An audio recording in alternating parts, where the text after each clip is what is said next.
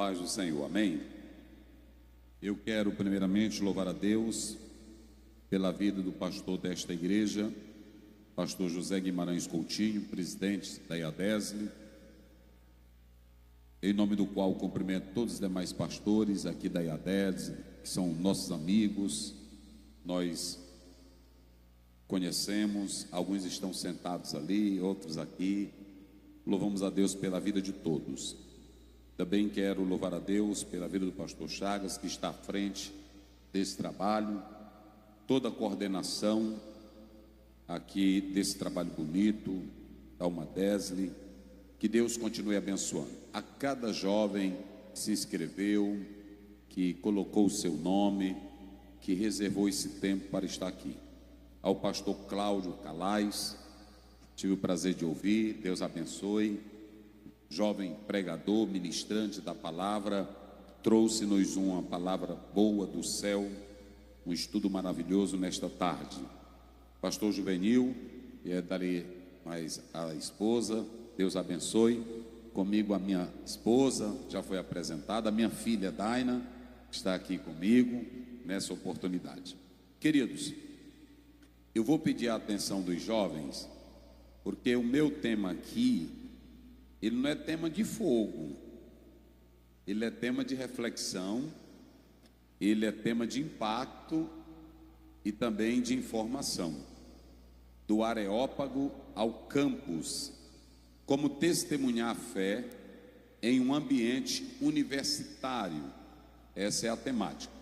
Foi colocado aí um apêndice e eu quero que todos vocês que estão aí na galeria, aqui no meio, possam atentar para isso. Vamos abrir as nossas Bíblias em Atos 17. Eu fiz alguns apontamentos, estarei tratando.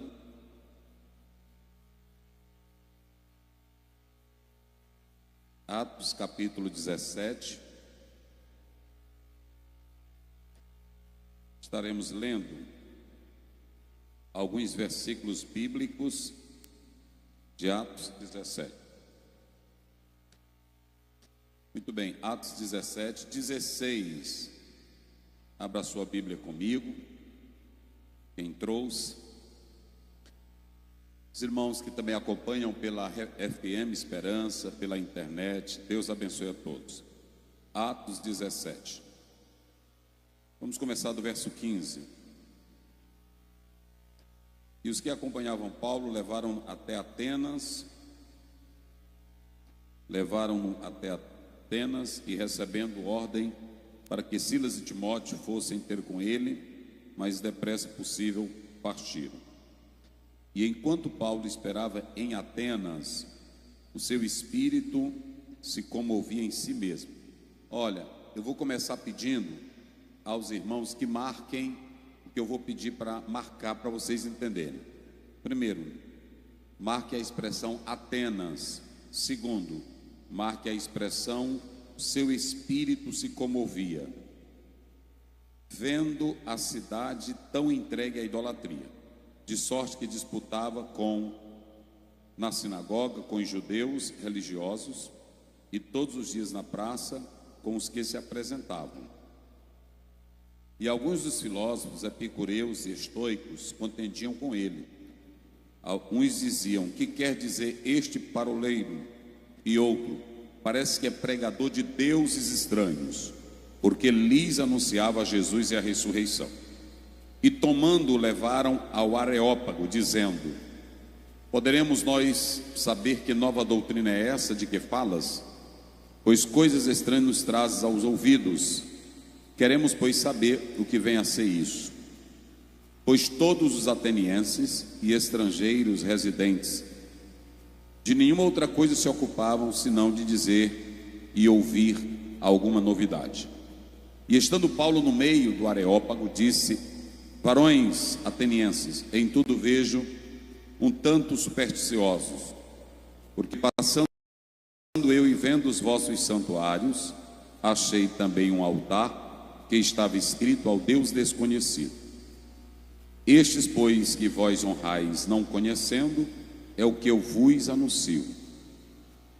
o Deus que fez o mundo e tudo o que nele há, sendo o Senhor do céu e da terra, templos feitos por mãos de homens, nem tampouco é servido por mãos de homens, como que necessitando de alguma coisa. Pois Ele mesmo é quem dá a todos a vida, a respiração e todas as coisas. E de um só fez toda a geração dos homens para habitar sobre toda a face da terra, determinando o tempo já dantes ordenado e os limites da sua habitação, para que buscassem ao Senhor, se porventura tateando pudessem achar, ainda que não está longe de cada um de nós, porque nele vivemos, nos movemos e existimos, como também alguns dos vossos poetas disseram, pois somos também sua geração. Quero louvar a Deus pela vida da nossa querida irmã Regilda. Já foi falado aqui que ela é pré-candidata. A igreja não impõe, a convenção não impõe, a convenção apresenta. E nós temos os nossos princípios cristãos e ela foi escolhida e representa toda a nossa convenção como pré-candidata a deputada estadual, né? Aí está ela, eu conheço há muitos anos. Deus abençoe, em nome de Jesus. Queridos, a minha temática, que nós iremos rapidamente, eu serei breve. A temática que nos foi passada, nós vamos falar do Areópago, ao campus, e como é que o jovem cristão pode testemunhar a fé em um ambiente universitário. Primeiramente, olhe para mim aqui, vamos lá, vamos começar aqui. O ambiente universitário, nós temos que analisar que o problema não é o lugar. Primeira coisa que eu quero dizer com vocês e para vocês aqui hoje, diga comigo só para despertar: o problema, não, mas só quem tem boca, o problema não é o lugar. Não, nunca foi o lugar. A universidade não é problema, o mundo não é problema. O próprio Jesus disse em João 17: Pai, eu não os peço que os tire de onde? Do mundo. O problema nunca foi o lugar, o problema é quem está nesse lugar. Mas o lugar nunca foi problema. O grande problema nosso, primeiro, antes de entrar no texto, o grande problema nosso é que nós não sabemos dialogar com a cultura lá fora. E eu quero que vocês me escutem, por isso que eu falei aqui que o problema é muito sério. Não é fácil pregar sobre isso aqui que eles colocaram. Nós somos, eu diria, masoquistas. Gostamos de bater nas coisas sem primeiro conhecê-las, sem primeiro entendê-las e sem procurar um diálogo. Isso não é de agora. Em 1960, com a revolução sexual, a igreja não soube dialogar com os temas que surgiram: anticoncepcional, mudança na roupa, a questão da sexualidade. A igreja não soube dialogar no seu radicalismo, na sua religiosidade. E hoje quase todas as mulheres crentes que são casadas, que não querem ter filhos, o que elas estão tomando? Anticoncepcional. E qual foi o problema? Lá atrás batiam, mas não tinha um diálogo. E quando eu falo de dialogar, eu não estou falando de manter amizade com o mundo pecaminoso, porque é o que nós vamos estudar aqui nesse texto de Atos 17. Mas antes de eu entrar nele, eu quero pontuar algumas coisas. O evangelho pode dialogar com uma cultura lá fora? Será se ela pode? É a primeira coisa que nós vamos analisar.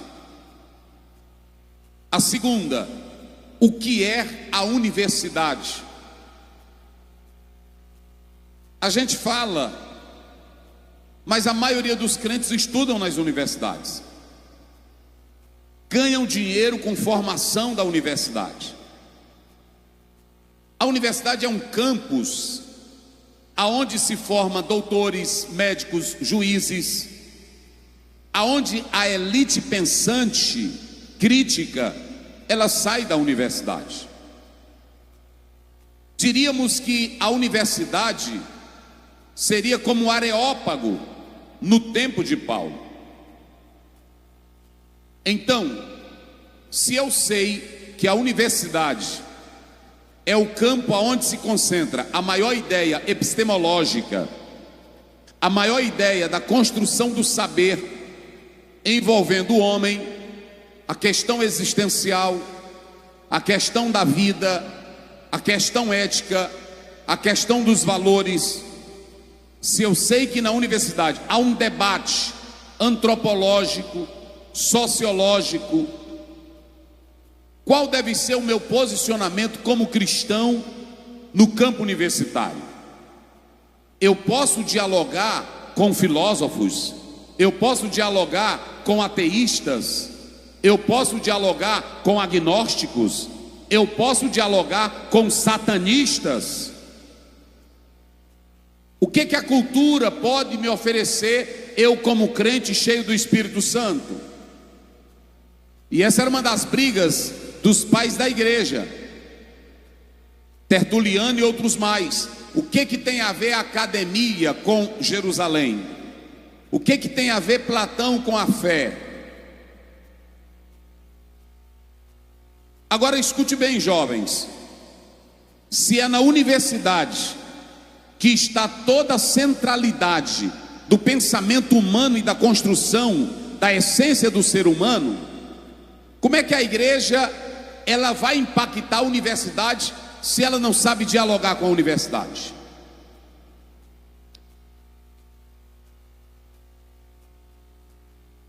Esse é o primeiro ponto que eu quero destacar.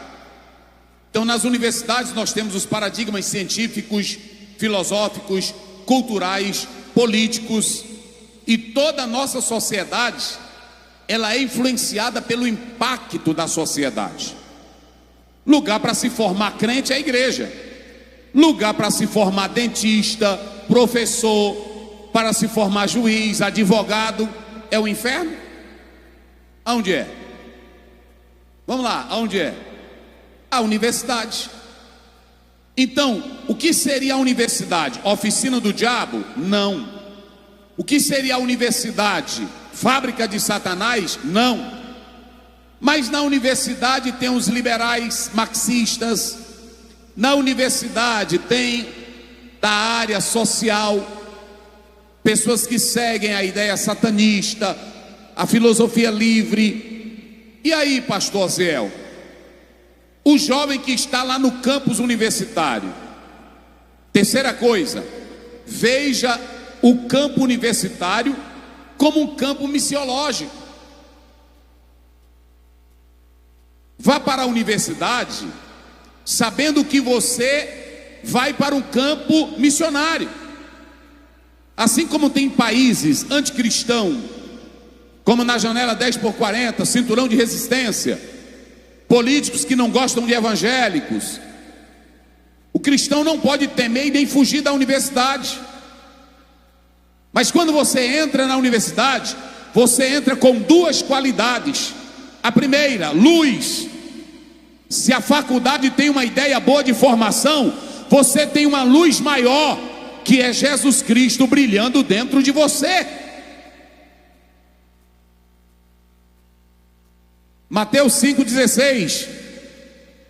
O Senhor Jesus Cristo diz: vós sois a luz do mundo. Ah, na universidade tem lésbica, tem homossexual, tem ateu, tem fumador de maconha. Esse é o nosso debate. Agora, eu não vou para lá como um crente fanático louco. Eu não vou para a universidade como um crente sem bagagem espiritual. Qual foi o problema de José morar no Egito? Nenhum. José não teve problema nenhum em morar lá no Egito. E olhe para cá, a casa de Potifar melhorou com a presença de José. Gênesis 39:2, a Bíblia diz: e desceu José para o Egito, na casa de Potifar, e o Senhor era com ele. Gênesis 39:21, e desceu para a prisão, e o Senhor era com ele. O problema não é o lugar, o problema é quem está lá. Se você é um jovenzinho fraco, se você é um jovem só de aparência, a faculdade, a universidade vai te engolir. Não vai demorar tu aparecer com o cabelo cortado no meio. Não vai demorar tu aparecer com um brinco na venta.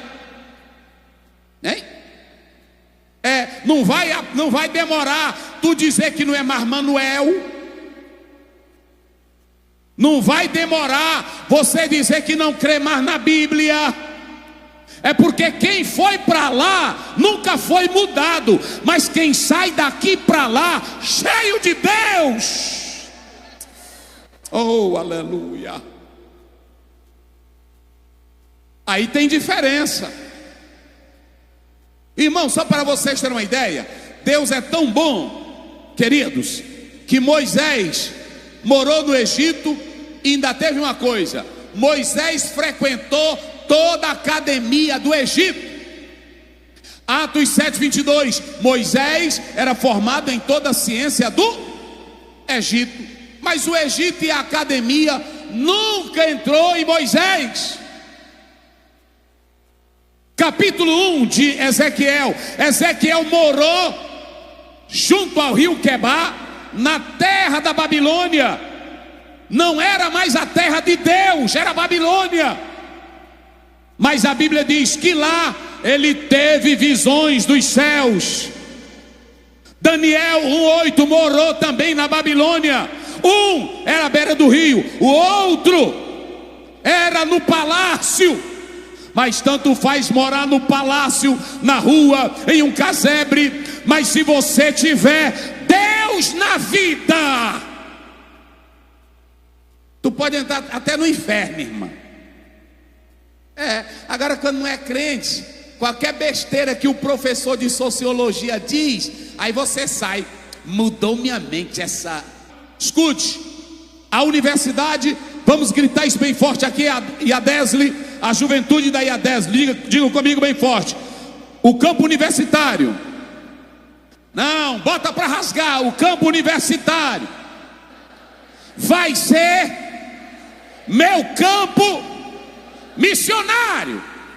Agora dê um recado para eles: se preparem, ateus, céticos, agnósticos, vai aí para dentro da universidade quem é luz e quem é sal. Eita glória! Vira para o teu irmão, agora eu vou fazer que nem o pastor. Vira para o teu irmão e pega, sacode a mão dele aí e diz: vai lá para dentro. Não, diga aí, não é como carne podre não, rapaz. Vai como uma pedra de sal.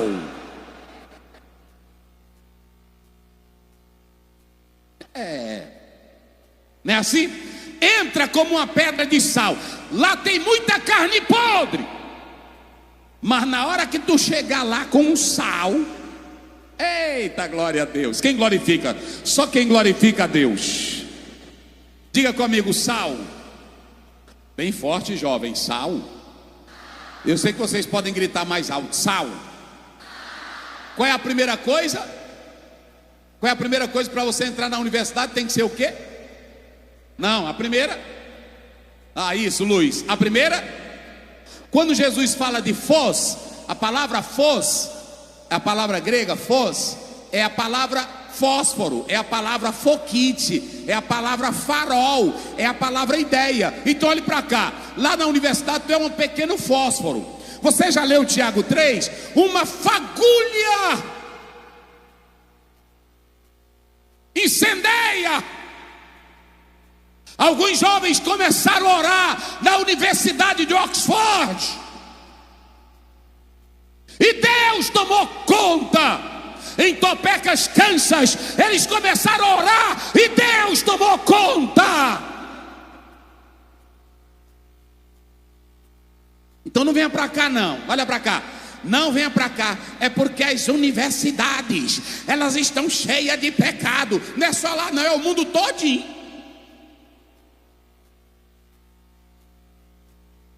Até na igreja tem crente sem vergonha. Tem ou não tem? Agora o problema não é o mundo, o problema não é a universidade, o problema não é o lugar. Eu quero saber quem é você. Eita glória. Se você é Foz, diga comigo, Foz.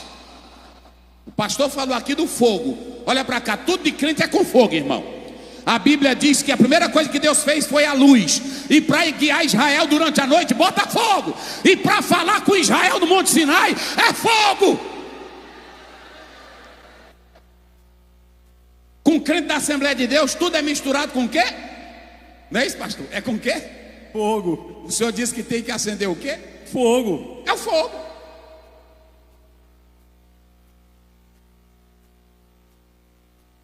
E pregador pentecostal não se aquieta. Está lá em Jeremias capítulo 20, do verso 9 em diante. Ele diz: eu pensei em parar, pensei em deixar de pregar, mas dentro de mim foi como um fogo. Eita glória, só quem tem esse fogo, só quem tem, só quem tem. Levante a mão, só quem tem. Então quando eu leio as bobagens de Michel Foucault e do aluno dele, Derrida, quando eu leio a escola de Frankfurt, quando eu leio as bobagens do Marx, eu não estou nem aí, porque o meu mestre falou maior e mais poderoso do que eles. Então diga comigo, o problema, vamos lá, bem alto, o problema não é a universidade.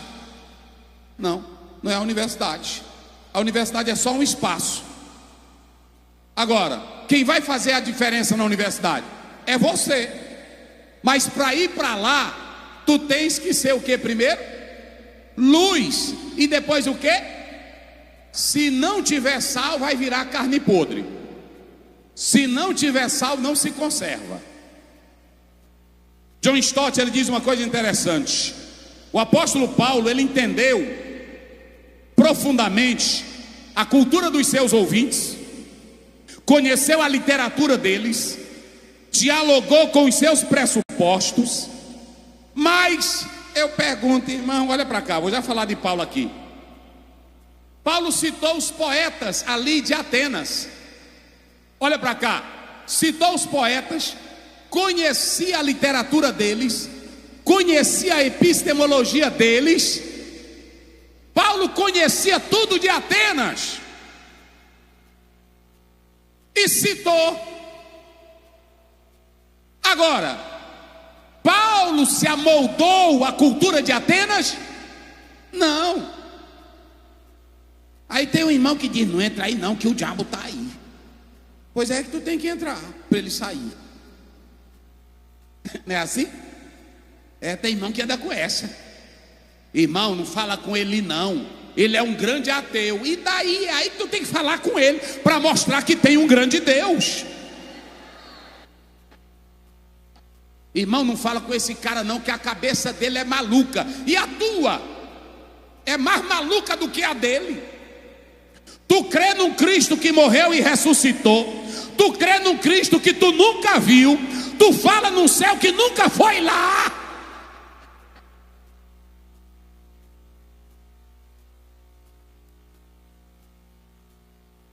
É assim, tem um hino aí daquele, como é daquele, eu gosto daquele hino, eu embarquei nessa viagem. Salomão do Reggae, eu acho bom aquele hino. Aí ele disse que está louco que nem o João Batista, comendo mel com gafanhoto. E é mesmo, irmão. Aí ele disse que olhou para um velho que nem Moisés, que saiu com um cajado e abriu o mar vermelho. É só coisa de louco. Irmão, só quem é louco aí pela fé e em Cristo Jesus, dá glória. E Paulo começou a falar perante as autoridades. Aí o próprio rei disse: Paulo, olha para cá. As autoridades olharam e disseram: Paulo, as muitas letras te fazem o quê? Delirar. Ele disse: eu não estou doido não, é Cristo dentro de mim, da minha vida, da minha alma. Eita, meus irmãos, então preste atenção nisso. Francis Schaeffer dizia: a igreja, ela não deve abandonar o campo das ideias. Olha para cá, não tenha medo de ideia não. Tem irmão que tem medo, não pode ver alguém falando na internet, no YouTube, ele corre com medo. Olha para cá, Francis Schaeffer, ele diz o seguinte: as crises culturais têm origem em crise filosófica. Olha para cá, igreja, olha para mim aqui. Se mudar uma verdade, mudou toda a política, mudou toda a sociologia, mudou toda a filosofia. Aí o crente tem medo de encarar a verdade, ele teme a novas ideias. Não, vamos para cá. É para debater isso aqui, vamos debater. É para falar isso aqui, vamos falar. Quem é universitário aqui? Só quem é universitário, levante a mão quem é universitário. Não, vou ficar melhor. Fique de pé quem é universitário. Quem é universitário? Fique de pé, só para mim ver. Eita, fique de pé. Isso. Agora faça assim com a mão. Se você está aqui, fique de pé. Se você está aqui nesta tarde e é um universitário com Cristo, você não vai ter medo de debater ideias nenhumas. Porque você tem, Colossenses 2:3, você tem o maior tesouro da sabedoria que está escondido em Cristo Jesus, o Filho de Deus. Obrigado, podem sentar. Não tema debater novas ideias. Abraham Kuyper, ele diz o seguinte: não existe um único cenário em toda a terra que não seja declarado: é meu, é de Cristo. Tudo aqui é de Cristo, eu vou temer o quê? Se é para debater criacionismo, evolucionismo, vá, estude a Bíblia, ore, vá. Se é para debater ideologia de gênero, vá.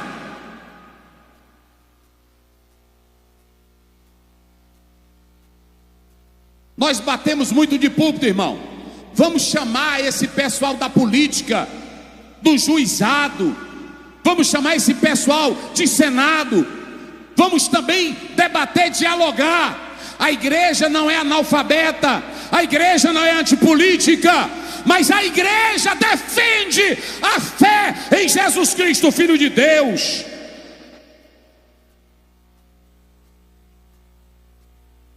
Pastor Zé, e como é que a tradição cristã via a cultura? Não existia da falsa dicotomia entre fé e ciência. Os grandes cientistas, se você ler o livro de Rick Nunes, Mentes Pentecostais, ele diz que os grandes cientistas eram homens de fé, temiam a Deus. Então a igreja, ela sabe o que é conhecimento acadêmico. Nós temos duas coisas na academia. Nós temos uma cosmovisão. A cosmovisão da academia é uma. A academia tem uma cosmovisão antropológica, sociológica, filosófica, descentralizada em Deus. Mas a igreja, ela tem também uma cosmovisão. A cosmovisão da igreja, ela se firma em 4 pilares: queda, redenção, criação, transformação. Se tem gente lá na universidade com a sua cosmovisão, defenda a sua.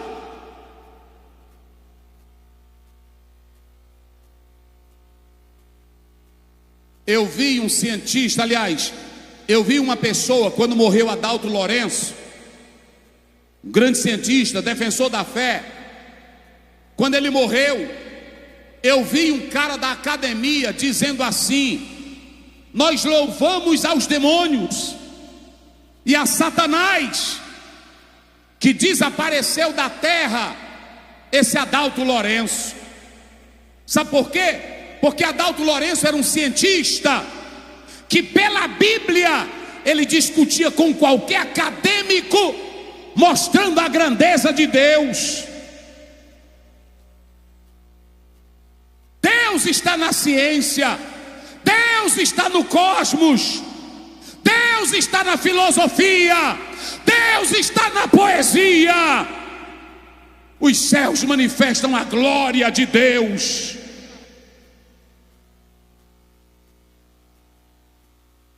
Então, como testemunhar, pastor Ziel, em um ambiente universitário?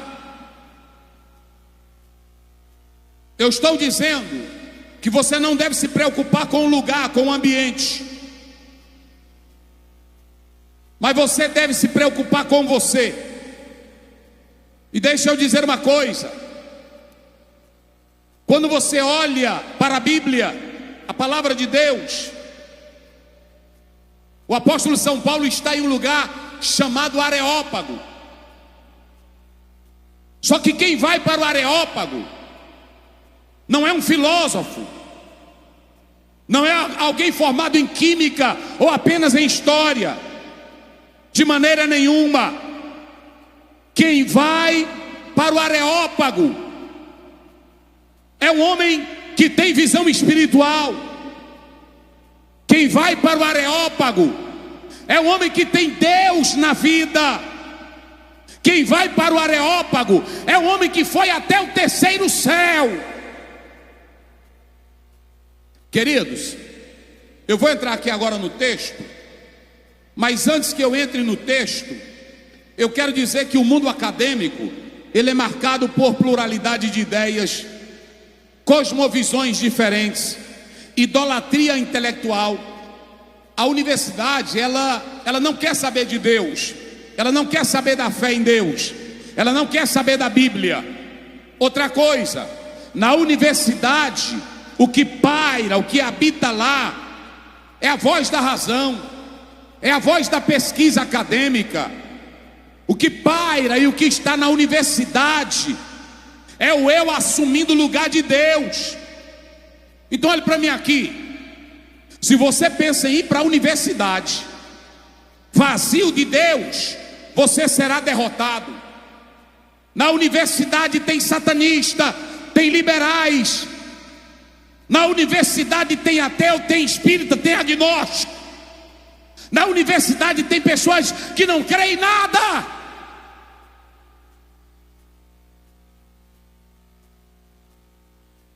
Olhe para cá. O que você tem na universidade? Homem natural. O que você tem na universidade? Homens com ideias diabólicas também. O que você tem na universidade? Doutores que negam a Bíblia, rejeitam a Bíblia. Romanos capítulo 1, verso 22. A Bíblia diz que na sua sabedoria eles não conheceram a Deus. Verso 23.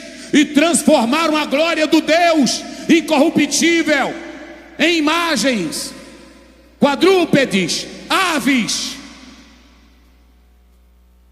A universidade está cheia de pessoas assim. O que é que tem na universidade? Verdades humanas.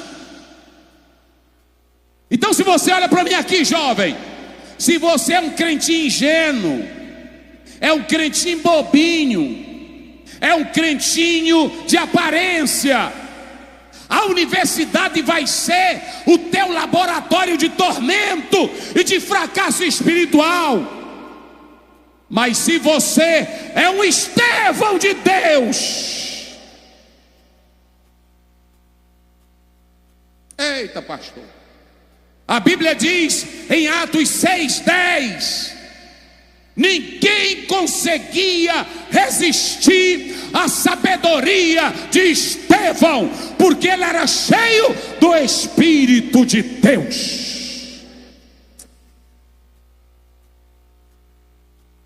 Agora bota um jovem que não lê Bíblia, não ora, não vai para a escola dominical, qualquer ideiazinha muda a mente dele.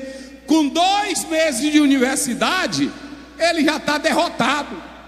Agora bota um jovem que é cheio de Deus, cheio de Cristo, cheio da Bíblia, cheio da verdade. Está lá em 2 Coríntios 13:8. Nada podemos contra a verdade, senão a verdade. 1 Pedro 3,15: santificai a Cristo em vossos corações, estando preparados para responder àqueles que pedirem a razão da vossa fé.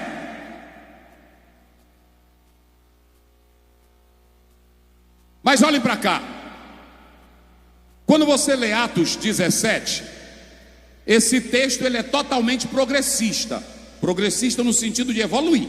Não confunda. Porque esse texto, ele começa mostrando que os crentes de Tessalônica, aonde Paulo chega à sinagoga, ele começa a pregar. E quando ele começa a pregar, a Bíblia diz que Paulo disputou. Diga essa palavra comigo, disputou. Quando Paulo disputava, irmãos, olhem para cá. Essa palavra, eu não vou citar aqui o grego, só porque muitos não estudam, então seria uma idiotice minha. Olhe para mim aqui. Essa palavra disputar, ela é forense. Essa palavra disputar é abrir a mente para aceitar uma verdade e debater ela. O apóstolo São Paulo, ele chega em Tessalônica, ele não teme ninguém, ele vai disputar. Agora, como era que Paulo disputava, pastor Ziel? Paulo não disputava tentando falar das duas naturezas de Cristo, tentando provar quem era Cristo. Não, ele disputava abrindo a Bíblia e mostrando pelo Velho Testamento que Jesus Cristo era a promessa de Deus. A disputa de Paulo, ela era tão forte, ela era tão agradável, ele sabia dialogar com qualquer pessoa de cultura diferente, que a Bíblia diz que muitas mulheres gregas e de influência aceitaram o evangelho que Paulo pregava. Segundo lugar, o texto vai progredindo. A igreja de Bereia, Paulo usa, aliás, Lucas usa uma expressão de nobre, de realeza. Isso é no grego clássico. Mas no grego de Lucas, quando ele diz os crentes de Bereia eram mais nobres, ele estava dizendo que esses crentes estavam dispostos a ouvir a mensagem e examinar na sua essência o que ela dizia. Esses crentes não eram acríticos. Esses crentes ouviam a palavra, mas eles não queriam qualquer bobagem. Os crentes de Bereia eram crentes saudáveis. Hoje tem jovem que qualquer bobagem ele come. Qualquer pregador com lorota ele aceita. Jovens, deixem de serem ingênuos. Se o pregador vier pregar, fique sentado, abra a sua Bíblia e confira o que ele está pregando. Nós temos uma juventude tão pobre que não sabe dialogar com ateu, não sabe dialogar com satanista, não sabe dialogar com uma pessoa que nega a fé. Por quê? Porque não é como o bereano, não se abre para a verdade. Eu vejo tanta loucura em púlpito, eu vejo o pregador dizendo tanta besteira, sem Bíblia, e a juventude cai. Corre, corre, corre, salta dessa galeria. Pare, saltar para quê? Para que eu vou correr aqui dentro? Qual é o propósito de eu correr aqui dentro? Não, eu estou cheio de poder. Pois corre lá para a boca de fumo pregar o evangelho. Corra para o presídio para pregar o evangelho. Nós temos que ter nobreza. Não podemos ser meninos na fé.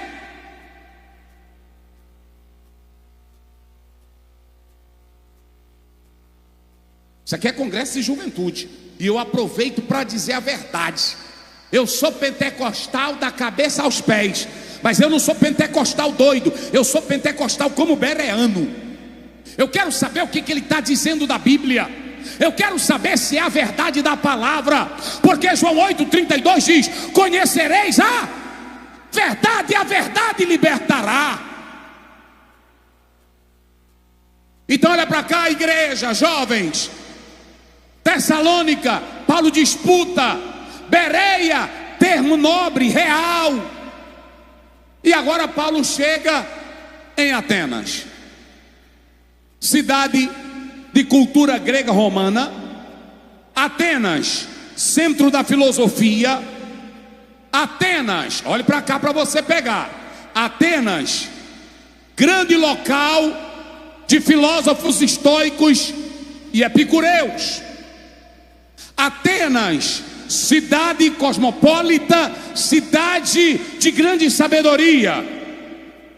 Quem vai estar em Atenas? Paulo.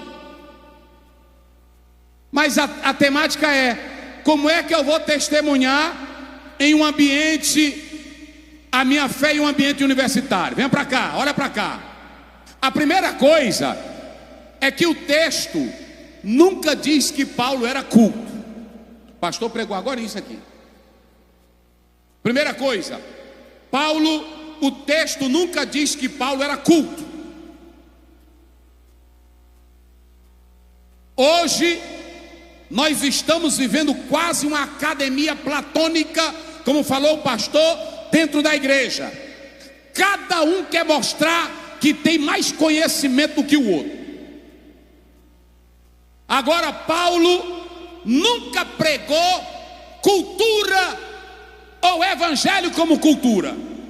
Ele usava a cultura como um instrumento para ter acesso. Olha para mim aqui, porque nós estamos confundindo as coisas. Em primeiro lugar, se você quer ir para o ambiente universitário e testemunhar, a primeira coisa que eu vou te dar um conselho: seja impactado por Deus. Olhe para cá, jovem. Não vá para a universidade vazio de Deus. Vá impactado. Não vá com gracinha. Não é porque eu acabei de ler um livro de John Piper, eu estou preparado. Tu não está preparado para nada. Eu li toda a coleção de C.S. Lewis. Está preparado para nada. Eu terminei de me formar. Não é isso. O Paulo que vai para Atenas não é só o intelectual. Quem vai para Atenas é um Paulo impactado por Deus. Oh, aleluia. Irmãos, quando nós lemos aí o texto, a Bíblia diz, e eu vou fazer a pergunta aqui: quando Paulo ficou em Atenas, esperando os obreiros voltarem, o que a Bíblia diz? Como é que ele ficou em Atenas? Ei?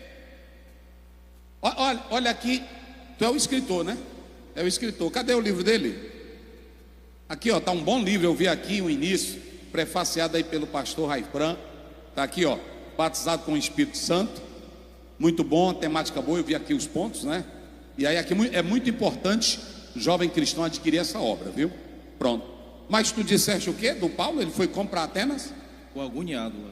Quando Paulo chegou em Atenas, ele ficou: eita, aqui é lindo. Cidade filosófica. Eu vou já explodir aqui com o meu vocabulário. Eu vou já mostrar que eu tenho cultura. Foi assim? Quando ele ficou em Atenas, olha para cá, olha para cá. Quando Paulo ficou em Atenas, o espírito dele ficou angustiado. Só que na Septuaginta, angustiado aqui é cheio de ódio contra o pecado. Angustiado aqui é agir como profeta de Deus. Eita, meu Deus. Irmão, bota um crente cheio de Deus no meio do inferno que já melhora.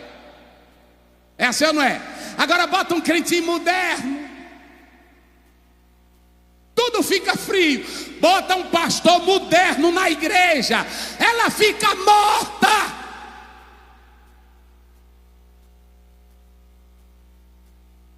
Irmão, vou dizer uma coisa para vocês aqui. Olha para cá que agora eu peguei. É pastor botando bonezinho, virando para trás. Aí ele entra comendo pipoca na igreja. Os jovens também pulando. Tem jovem que acha bom, mas na hora que o demônio bate, na hora que o inferno chega, não estão preparados. Porque isso aqui é para quem está impactado de Deus. Eita, glória a Deus. Olha para cá. Tem líder e tem crente e tem jovem que é como Arão. No dia que o Moisés sai, a congregação vira um inferno.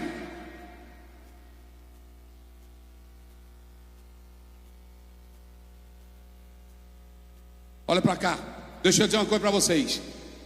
A mesma expressão, olha para cá. Quando Paulo chegou em Atenas, ele ficou angustiado. Agora eu vou perguntar à juventude: por que Paulo ficou angustiado? Bora. Por que Paulo ficou angustiado? Por causa do pecado. Olha aqui, ó. Olha para cá. Ela disse: por causa do pecado. Vocês sabem como é que um homem de Deus se posiciona contra o pecado? Não é lendo livrinho, não é citando teólogo, não. A Bíblia diz em Êxodo 32:19: e quando Moisés desceu do monte, que ele viu a casa bagunçada, a Bíblia diz que ele se revoltou, quebrou o bezerro, moeu ele, torrou ele, cozinhou e deu para o povo beber, e mandou matar quem era idólatra, e depois gritou: quem é do Senhor, venha para cá.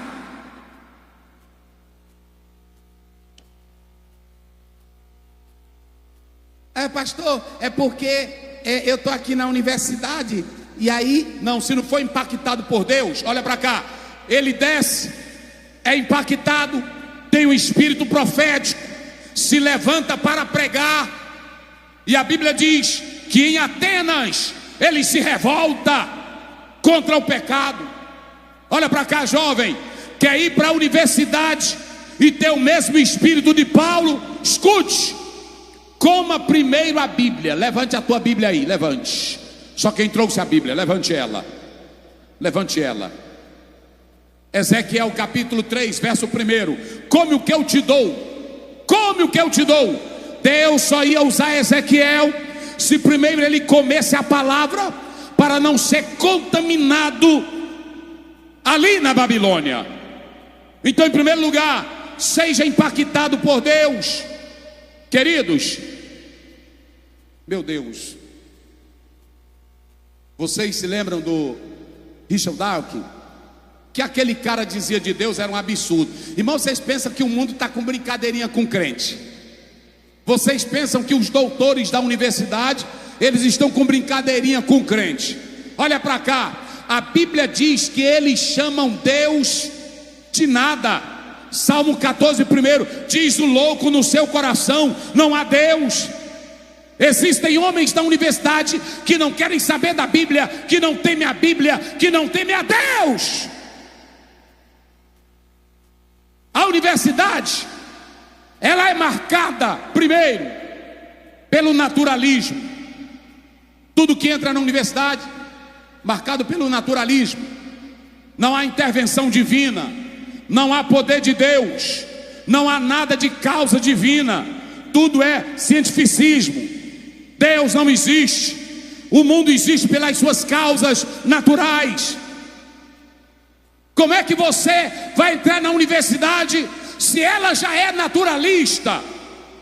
Segundo, todas as universidades do mundo são relativistas. Não existe verdade absoluta. Todas as universidades são relativistas. Terceiro, todas as universidades são secularistas. O secularismo não diz que Deus não existe, mas dizem o seguinte: não é possível uma experiência pública, é subjetiva, é particular, tire Deus do cenário. Em quarto lugar, toda universidade, na sua maioria, o pastor já pregou aqui, ela segue linha marxista.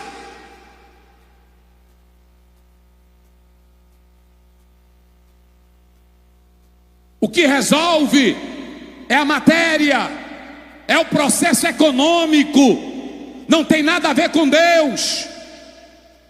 E o pior agora, com a ideia da pós-modernidade,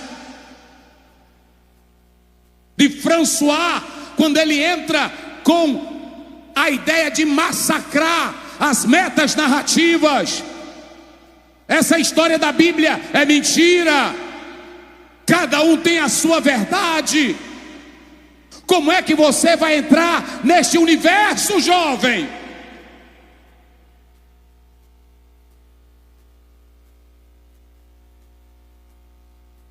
Estes são os pilares das universidades. Primeiro, seja impactado por Deus. Segundo, o apóstolo São Paulo, quando ele chega em Atenas, ele foi inteligente. Ele era impactado por Deus, cheio do poder de Deus, mas não era um otário, não era um besta e não era um desinformado. Eu andando na vossa cidade, eu vi que vocês são extremamente religiosos. Olhe para cá. Paulo, ele usa a epistemologia deles, usa os pressupostos filosóficos, discute com os estoicos e epicureus, entra no maior centro de religiosidade e de cultura da época, o Areópago. Mas Paulo sabia dialogar. Paulo sabia, por exemplo, falar de cultura com eles. Inclusive ele cita Epimênides, ele cita Arato, quando ele faz a expressão clara: nós somos também geração. Eles viram que Paulo era um homem culto, era um homem de autoconhecimento. Só que aqui o apóstolo São Paulo não mistura evangelho com cultura. Cultura secular é cultura, geografia é geografia, história é história, medicina é medicina. Evangelho é Cristo morto e ressuscitado para a nossa salvação. Agora, irmãos, imagine um homem do tamanho da cultura de Paulo pregar o evangelho. Ele primeiro mostrou toda a cultura, mostrou a cultura, mostrou a literatura, mostrou a filosofia estoica de epicureus, de Zenão, mas agora ele mantém o evangelho. É a segunda coisa. Se você quer pregar na universidade, se você quer ser um instrumento na universidade, sabe o que você deve fazer? Focar no evangelho. Primeiro, não tenha vergonha de dizer para o professor de geografia, para o professor de filosofia, que quem é o criador de todas as coisas é o Deus Todo-Poderoso. Paulo, ele abre a boca depois que ele fala da cultura, ele diz: o Deus que fez o céu Esse é o que eu estou pregando. Gênesis, primeiro. No princípio criou Deus os céus e a terra. Segundo, ele fala do Deus autoexistente. Ele diz: esse Deus de vocês, fabricados por vocês, que vocês carregam, o meu é diferente, é autoexistente, não habita em templos feitos por mãos de homens. Êxodo 13:3-14, eu sou o que eu sou. Segundo, ele diz: nele nos movemos, existimos e somos, porque dele somos geração. Ele está mostrando o Deus que sustenta todas as coisas. Terceiro ou quarto, ele fala do Deus, Isaías, quando você lê 57:15, ele mostra o Deus transcendente, o Deus que está aqui, o Deus que está lá, mas o Deus que é imanente, o Deus que está dentro de você. Mas em último lugar, Paulo, ele não pregou cultura em Atenas, ele não pregou filosofia em Atenas, ele apenas usou como instrumento introdutório, prefaciatório. Paulo pregou foi o evangelho. Em 1 Coríntios 2, Paulo diz: eu não quero tratar de outra coisa senão de Jesus Cristo, este ressuscitado. Eu me lembro que eu fui pregar em Barra do Corda, e quando eu fui pregar lá, eu era na época professor de biologia. E aí minha esposa trabalhava, mais o irmão dela com a mocidade, me convidaram para ir pregar. Lá na época era o pastor Silvestre, estava eu, estava pastor Cavalcante na época. E de manhã, poder de Deus, pastor Cavalcante pregava, e eu também preguei. Aí na primeira noite eu preguei sobre o homem, e eu gostava de memorizar tudo da biologia. Eu descasquei o homem todinho, desde o potássio que tem nele até os 208 ossos, tirando os pequenos, eu descascava tudo. E quando terminei, eu ia saindo, e uma irmã, eu ouvi uma perguntar para a outra: você gostou do culto?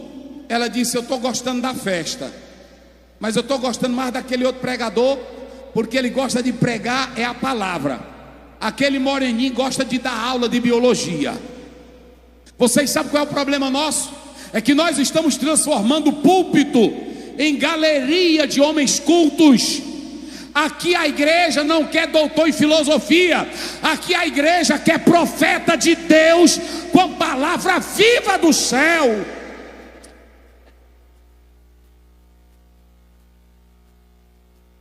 Nós não desprezamos a cultura, nós não desprezamos a ciência, mas cada coisa no seu lugar.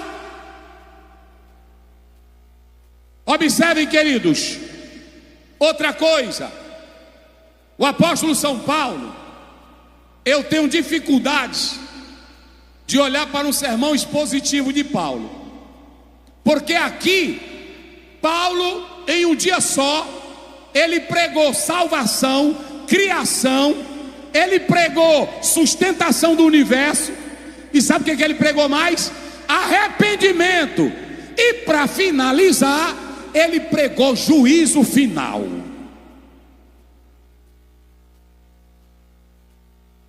Hoje você quase não encontra pastor pregando juízo final. E você quer saber mais? Pregou a ressurreição.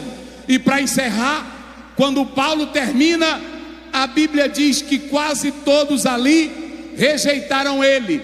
Apenas 2 ou algumas pessoas creram no que Paulo pregou.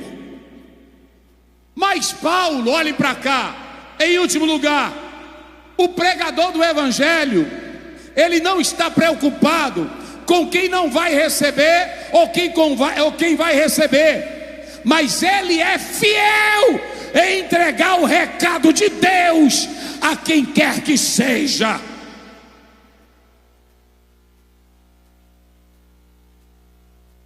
Se vocês observarem o texto, a Bíblia diz: e como ele pregou, 32, e como ele pregou na ressurreição, alguns escarneciam, e assim Paulo saiu do meio deles. E chegando alguns varões a ele, creram, entre os quais Dionísio e Dâmaris. Só esses aqui que acreditaram. Eu pergunto, Paulo ficou preocupado? Paulo ficou preocupado? A questão não é quem vai aceitar. Antigamente eu tinha muita dificuldade. Quando eu pregava, o crente não dava glória. Eu achava que eu estava em pecado ou frio. Mas eu dizia, não estou em pecado. Só que depois eu fui analisar na Bíblia. Os maiores homens de Deus tinham sermão ou sermões rejeitados. E aqui está o exemplo de Paulo. Paulo pregou e um jovem caiu da janela, dormindo na mensagem dele. Então olhe para cá. O mensageiro não tem que esperar a reação do povo. O mensageiro não tem que esperar aplauso da multidão. O mensageiro não tem que esperar glamour da multidão. Aqui não é astro de Hollywood. Aqui não é calçada da fama. Aqui é pregador pregando a mensagem para salvação e condenação. Meu Deus, meu Deus. Paulo não reagia. Olhem para cá, Mateus capítulo 13. Eis que o semeador saiu a semear. Meu dever é lançar semente. Se tu der glória, amém. Se tu não der glória, eu não estou nem aí para tu. Que eu estou pregando é o evangelho. Se eu estivesse falando de mim, era outra coisa. Aí tem irmão que diz assim: irmão, fui ouvir o pastor, eu pensei que ele tinha mais unção. Eu não estou preocupado com isso não. Eu estou preocupado é entregar isso aqui fielmente. Quem glorifica a Deus? Só quem glorifica a Deus. Olha para cá, não entre na universidade querendo converter ninguém, mas entre na universidade. Diga para o seu professor: olha, professor, eu sei que o senhor é naturalista, ou talvez o senhor é cético, ou talvez o senhor não crê, mas eu tenho só um recado. O nosso Deus, Salmo 24, do Senhor é a terra e a sua plenitude. O nosso Deus foi quem criou o homem. Não, mas é o macaco, eu não estou me importando, foi Deus. Se você crê, amém. Se não crê, dê o seu recado. E daquele sangue você vai estar livre. Olha o que diz Ezequiel: falando tua palavra e ele não ouvindo, tu ganhaste a tua vida. Agora a responsabilidade é de quem ouviu. Mas se você não entregar, eu vou cobrar de ti. Então olha para cá, não se preocupe com quem vai aceitar ou não vai. Isso é questão divina. Entregue a palavra. Entregue a palavra. Quando teve a pandemia, eu pregava só para os bancos. Eu aprendi a pregar para lugar que não tem gente. Então eu nem me importo se tu reage ou não, porque o meu dever é ser fiel a esta palavra. Porque se eu for fiel a esta palavra, quem vai me recompensar é o Senhor Deus Todo-Poderoso. 1 Coríntios 23: eu vos entreguei o que eu recebi do Senhor. Romanos 1,16: o Evangelho é poder de Deus.